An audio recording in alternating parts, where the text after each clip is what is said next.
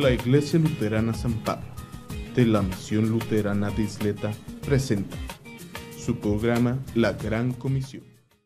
Bienvenidos a este es el último programa que vamos a tener del 2023, es el fin de año ya del 2023. Agradecidos con Dios por la vida, por la salud, por todas las cosas que nos ha dado, por todas las cosas que nos ha proveído durante este año 2023. Sé perfectamente que no en todos los casos de todo nuestro teleauditorio las cosas han sido fáciles, probablemente han tenido pérdidas irreparables, seguramente algunas personas de su familia o de las congregaciones o de sus amigos ya no terminaron el año. Es complicado a veces esto, cuando cerramos el año nos entra la nostalgia de lo que pasó y de lo que pudo haber sido, de fracasos que tuvimos, situaciones que han pasado y acontecido. Sin embargo, el tema de hoy se llama Herederos de Dios, que es la parte más principal, es por lo que estamos en este asunto cristiano, porque sabemos que nuestro Señor, Creador del Universo, nos hereda algo a nosotros, y esa es la parte principal, y nos la da aquí y nos la sigue dando en el cielo. Las personas que ya se nos adelantaron ya están gozando de esa herencia de manera tajante, de manera grande. Nosotros estamos aquí con una parte de esa herencia, pero la recibiremos completa cuando estemos en su presencia. Entonces, este es el tema de hoy, los herederos de Dios. Y bueno, antes de iniciar, siempre reciban un saludo de la congregación de la Iglesia Luterana San Pablo, aquí en El Paso, Texas, siempre dispuestos a recibir sus peticiones de oración para, junto con nuestros servicios, invitarlos, por supuesto, al servicio que tenemos los domingos, un servicio bilingüe. Tenemos también lo que es la oración para cualquier persona que necesite apoyo espiritual, con todo gusto. Ahí estamos para eso. Ahí están las líneas de oración para que ustedes puedan servirse de ellas. Bien, pues empezamos. El tema que vamos a llevar a cabo lo tenemos asignado para Gálatas. Gálatas, la epístola de los Gálatas, capítulo 4, versículos del 1 al 7. Es lo que vamos más o menos a revisar, ¿sí? Entonces, empezamos con versículo 1. Gálatas capítulo 4, versículo 1. Dice: pero digo también, mientras el heredero es niño, en nada difiere del esclavo, aunque es señor de todo. Dice: solo los que están bajo tutores y guardianes hasta el tiempo señalado por parte del Padre. ¿Sí? Así también nosotros, cuando éramos niños, vivíamos en esclavitud y sujetos a los principios básicos del mundo. Muy bien, aquí le paramos tantito. Miren, es complicado entender los aspectos de la cultura legal, ¿sí?, del siglo I, sobre todo en estas zonas, ¿sí?, en la Galacia, todas estas zonas que pertenecían al antiguo Imperio Romano. Pero podemos hacer una pequeña adaptación o un entendimiento, ¿sí? Al final de cuentas, ahorita en la actualidad, en la mayoría de los países occidentales, yo creo que en todo el mundo, los niños, las niñas son considerados menores de edad, y al decir menores de edad, en la mayoría de los países son considerados que todavía no son ciudadanos con derechos como tal. Es decir, no pueden votar, etcétera, etcétera, ¿sí? No pueden decidir, no pueden hacer una serie de cosas. Cuando cumples una mayoría de edad, ¿sí?, que en algunos países es a los 18, a los 21, por ahí va en la generalidad, en otros países es a otras edades, ¿sí? Los mismos costumbres, por ejemplo, los judíos tenían sus ceremonias de adultez, digámoslo así, a los 12, 13 años ya eran considerados adultos, etcétera. O sea, hay culturas muy diversas en algunos países, y en la historia de la humanidad cada quien ha designado cuándo el hombre es considerado hombre adulto y cuándo la mujer es considerada mujer adulta ya en edad de casarse. Las culturas son muy diferentes. Bueno, en este caso, aquí nos está relatando una situación que seguramente era lo normal en el tiempo del primer siglo, ¿sí? Aquí se está relatando de que los niños son casi como si fueran esclavos, no en el sentido de que hacen lo que le dicen, no, sino de que no pueden tomar decisiones, ¿sí?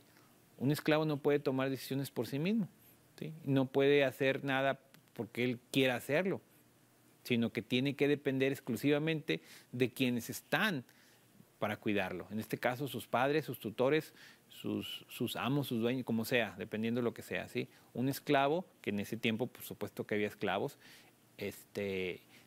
obedecía a su patrón, pues sí, a su amo, por decirlo, y él tenía que hacer lo que él le dijera, y él no podía escoger o podía hacer cosas nomás porque se le ocurría. Aunque ya revisando un poquito más a fondo nos damos cuenta que había varios tipos de esclavitud, había una diversidad de esclavitud que no vamos a meternos a ese tema, pero de todas maneras aquí lo práctico es un niño no tiene capacidad de agarrar lo que le corresponde.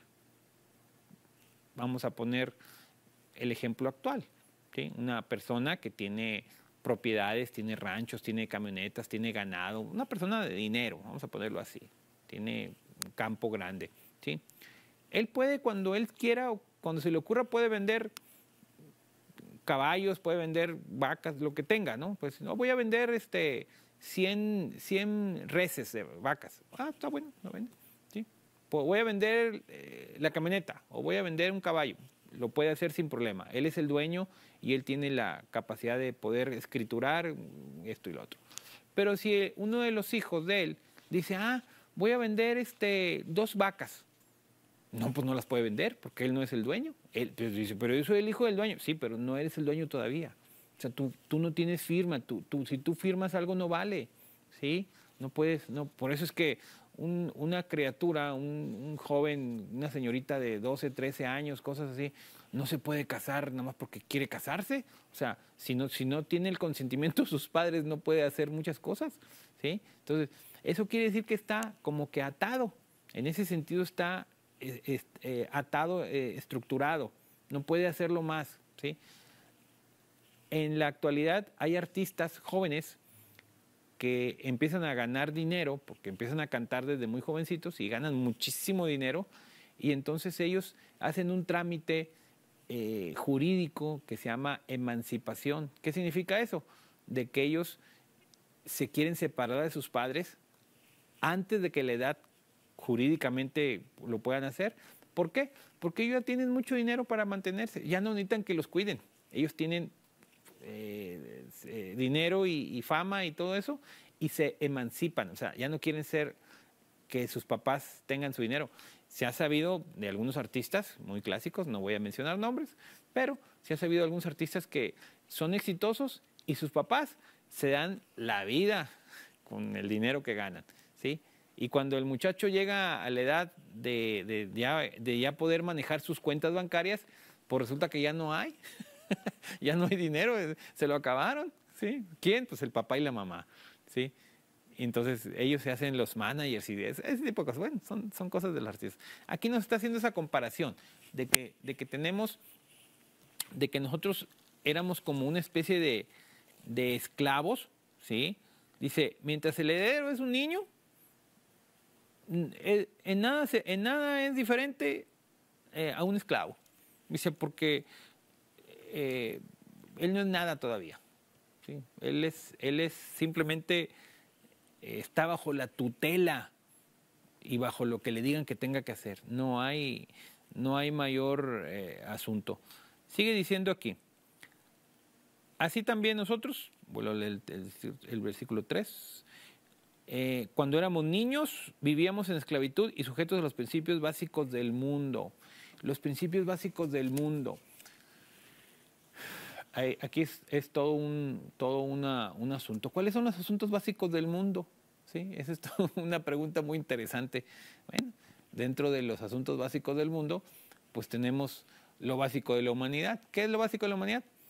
Comer, dormir, ir al baño, protegerse del frío, calor, tener un lugar, una familia, o sea, lo más sencillo, lo más básico. Esos son los principios más básicos del mundo, ¿sí? En ese sentido, pues, cualquier ser vivo busca primero cumplir con eso. Hay un autor que se llama Abraham Maslow. Él habla sobre una una pirámide, es muy conocida, la pueden buscar en internet, una pirámide donde dice que lo primero que tenemos que satisfacer es pues nuestras necesidades de seguridad, alimento, frío, comida, cosas de ese tipo, ¿no? Y luego vas aumentando hasta llegar al último punto de la pirámide, que es la autorrealización, cuando la persona ya se siente bien, está completa, está integrada, ya sabe lo que tiene, lo que hace, produce, una serie de elementos. Ahí va subiendo la escalera, ¿sí? Entonces, esta parte que nos dice aquí de lo más básico, estamos sujetos a lo más básico del mundo, dice, por un lado empieza así, con la seguridad, pero por otro lado, ¿sí? Nos dice aquí, sigue diciendo, dice, pero cuando cumplió el tiempo señalado, Dios envió a su Hijo que nació de una mujer y sujeto a la ley, ¿sí? Sujeto a la ley. Ya empieza el mismo pasaje empieza a decir que ese sentido básico no nomás se está refiriendo a la alimentación, al frío y esas cosas, no, sino a lo básico, digamos, espiritualmente hablando, ¿sí? Es la ley, ¿sí? Lo básico de la ley. Vamos a pensar en un niño, ¿sí? Un niño, está este vaso aquí, y el niño se le hace curioso,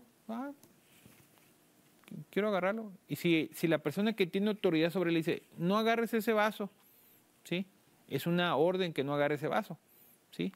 El niño tiene que obedecer o atenerse a las consecuencias. Si el niño agarra el vaso, el papá lo puede sancionar o la persona lo puede sancionar, castigar o lo que sea, ¿sí? Si le dijo que no lo agarrara y lo agarró, se va a enojar con él, lo va a sancionar. Entonces, esa es la parte más básica, ¿sí? Digamos, mental, espiritualmente para la persona como niño. Te tienen que decir qué es correcto y qué no es correcto. ¿Por qué? Porque como un ser viviente inmaduro y pequeño, no tienes capacidad de decidir si puedes agarrarlo o no puedes agarrarlo. Por eso, imagínense poner un revólver con balas cerca de un niño, el niño no va a saber comprender, nomás los ha visto en las tele, en las películas, entonces lo que va a hacer es accionarlo y disparar. Por eso se han ocasionado accidentes. O sea, un niño, una criatura inmadura en el sentido mental, espiritual, etcétera, no va a tener capacidad de distinguir lo que es bueno y lo que es malo. Necesita reglas, necesita leyes, necesita que le digan lo que está bien y lo que está mal. En ese sentido es como está describiendo esta parte del pasaje. Vamos a hacer una pequeña pausa y retornamos para seguir con el tema. Regresando al tema, decimos que en el pasaje dice, cuando se cumplió el tiempo señalado, Dios envió a su Hijo que nació de una mujer y sujeto a la ley.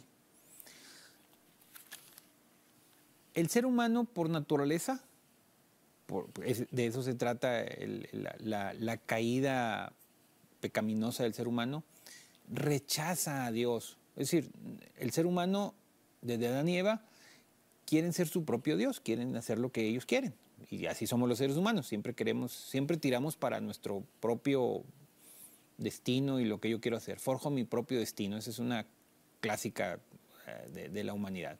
Bueno, entonces, nosotros como seres humanos necesitamos reglas para subsistir.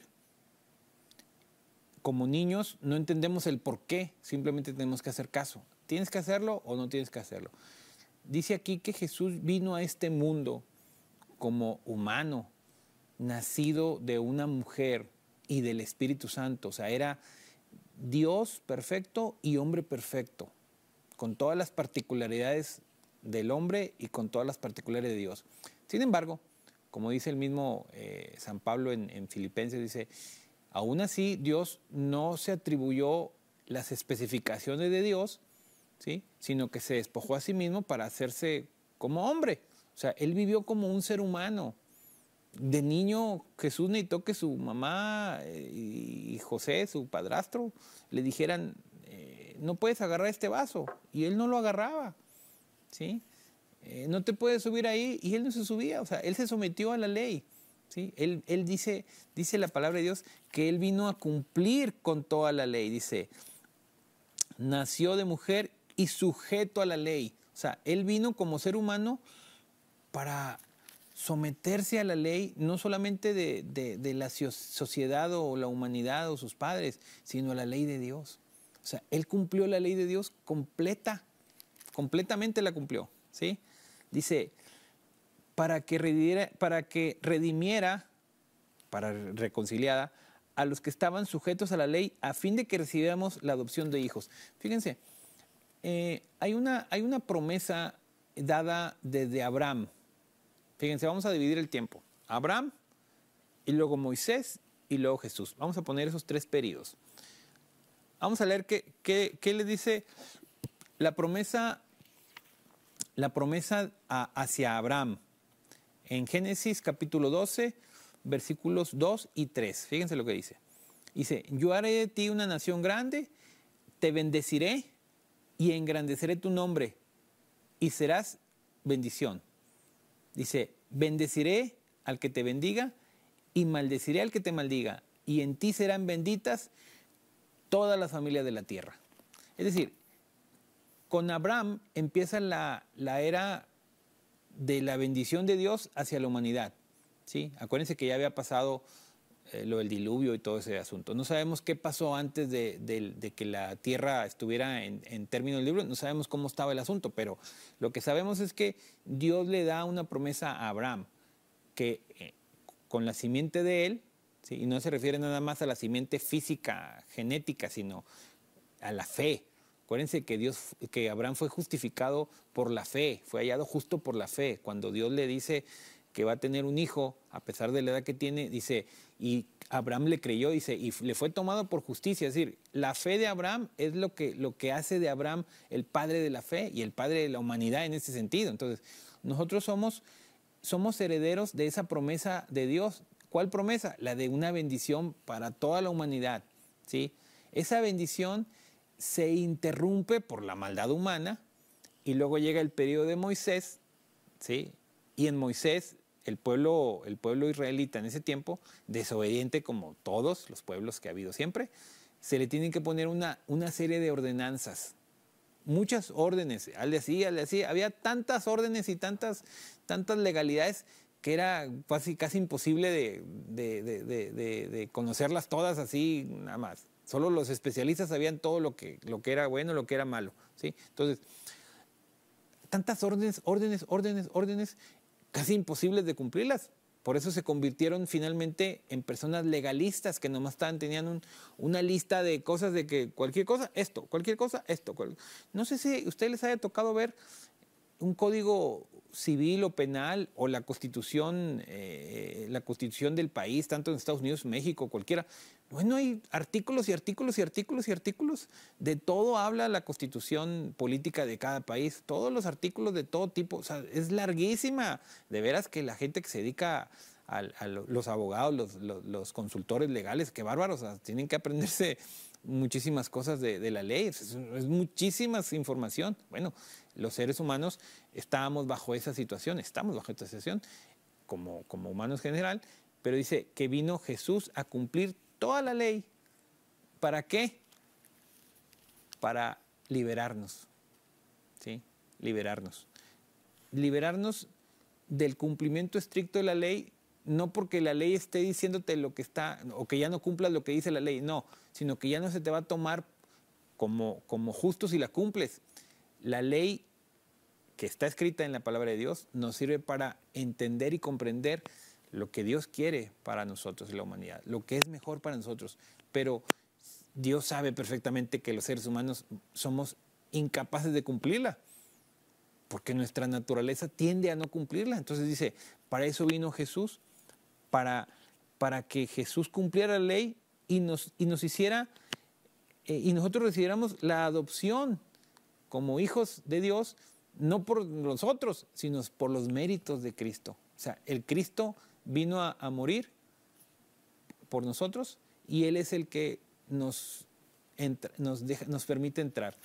Les voy a poner un ejemplo mucho más sencillo, porque yo sé que esto es complejo, ¿sí? Imaginemos, estamos en un partido de fútbol, ¿sí? Va terminando el partido y un jugador de nosotros le toca hacer un penalti, un tiro final, ¿sí? Y el jugador mete el gol y ganamos, ¿sí? Si no hubiera metido el gol no ganamos, pero él metió el gol y ganamos. Ganamos todos por ese gol que él metió. O sea, no ganó él, ganamos todos. Su gol hace que todos ganemos, ¿sí? No nomás es él. Yo gané y ustedes no. No. Cristo viene a hacer una acción y la hace para todos, ¿sí? No solamente para él. Él vino a cumplir correctamente lo que vino a hacer, pero con ese cumplimiento nos da a todos la entrada a la parte que nos está heredando, al reino de los cielos. Entonces, Cristo es el que cometió esa gran acción, es el que hizo el tiro perfecto, es el que hizo todo perfecto y es el que ganó el partido, pero lo ganó para todos nosotros. Entonces todos somos campeones por él, finalmente, ¿sí? Dice, por cuanto ustedes son hijos de Dios, dice el versículo 6, Dios envió a sus corazones el espíritu de su Hijo, el cual clama, Abba, Padre. Todos somos hijos de la creación de Dios, eso es un hecho. Fuimos hechos por Dios y el hecho de estar vivos en este momento es porque Dios quiere que estemos vivos. Dios nos comparte su amor a todos los humanos que estamos en este momento y a todas las criaturas. Dios tiene control sobre el fuego, el agua, los animalitos del bosque, las flores, todos los planetas, todo se mueve por el amor de Dios. Pero no todos son hijos herederos de Dios. Aquí está el punto, ¿sí? No todos pueden decir lo que dice aquí la palabra, que todos le pueden decir Abba Padre. Abba Padre es una forma de decir papá, ¿sí? Papito, si quieren ponerle papito. Nosotros aquí en nuestra cultura hispana decimos papi, mami. O sea, es una forma derivada cuando hay cariño y ternura. Ándale, papito, dime que sí. Ándale, mamita, dime que sí. Esa es una forma muy popular en nosotros. Daddy, mami. Es muy, de hecho, si nos vamos a la costumbre real, yo que tengo 2 hijas, además cuando estaban más chiquillas, eran más así, ay papi, ándale, y me abrazaban, y ándale papito, ándale, así. O sea, te acercas con él y le dices palabras cariñosas. Hágate cuenta que está diciendo, solamente los que han recibido en su corazón el Espíritu de Cristo, ¿sí? Son los que pueden decir, papito, ¿sí? Abba Padre, o sea, son los que pueden estar en contacto y comunicación completa, que puedes sentir el cariño, el afecto, el calor, el abrazo, el sentir cercano a Cristo. Por eso cuando una persona ya pertenece a Cristo, ya la vida la ve diferente, ¿sí? Aún las tragedias ya se ven diferentes. Ahorita que estamos cerrando el año, es bueno entender que las cosas buenas y malas, como hayan sido, todo es permitido por Dios, porque Dios quiere entrar a tu corazón y quiere que las cosas que estén a tu alrededor, buenas o malas, tú las puedas percibir de una manera muy diferente, porque tienes el Espíritu de Cristo ahí en tu corazón, ¿sí? Dice, ya no eres esclavo, dice, ahora eres un hijo, y si eres hijo, eres heredero de Dios. O sea, ya puedes usar la herencia que Dios te dejó. Y no estamos hablando de camionetas, reses o terrenos, estamos hablando de la herencia espiritual, de lo que Dios vino a hacer por ti, fue a dar su sangre por ti, a redimirte, a reconciliarte para que estés en contacto con Dios. Y esa es tu herencia, el contacto con Dios es tu herencia, el que puedas tú acercarte con Dios y decirle, papito, aquí estoy, ayúdame, te amo, te quiero. Esa es la herencia que tenemos, la cercanía con Dios, ¿sí? Esa es la herencia que tenemos, lavados por la sangre de Cristo, el perdón de los pecados, ¿sí? El tener en tu corazón el mensaje de la palabra, es tu herencia, no la desperdicies, eres heredero de Dios, somos herederos de Dios, y como herederos de Dios tenemos el contacto directo con Dios. No hay cosa mejor en este mundo, no hay nada que vas a lograr en este mundo, jamás vas a lograr nada que se compare con eso. Todo lo demás es ficticio, todo lo demás es simplemente para comer aquí, ¿me explico? ¿Sí? puedes comer deliciosamente en este mundo, pero unas horas después vuelves a tener hambre. O sea, ¿qué tanto puede durar? Sin embargo, cuando el mensaje de Dios llega a tu corazón y por la acción de Dios, tu corazón se abre y aceptas y eres aceptado por Dios así en tu corazón, entonces eres heredero. Y entonces ahora sí perteneces a la familia de Dios, no por ser creación solamente, sino porque eres una persona salva, lavada en la sangre del Cordero en el Evangelio, como está escrito. Entonces, eso es la herencia del Señor, nuestro Señor Jesucristo en nuestro corazón, en su espíritu. Amén.